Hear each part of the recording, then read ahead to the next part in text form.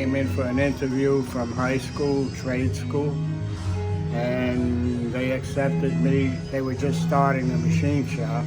And wow, that was 60 years ago. Oh, it was very simple. I was so happy. Here, I'm going to work for a college of medicine now. And the place kept getting bigger and bigger, and the work was getting more interesting. So I learned a lot of different trades besides the one that I normally would do, which is a machinist. But I can do a lot of other things that I've learned here working on a lot of mechanical equipment, motors, turbines, and steam valves, and just name it, from the boiler plant to the machine shop. The people here are a good class of people.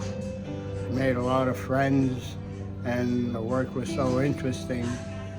Even so today, I make things that doctors design, and it's very interesting. Nothing boring. It's always something different.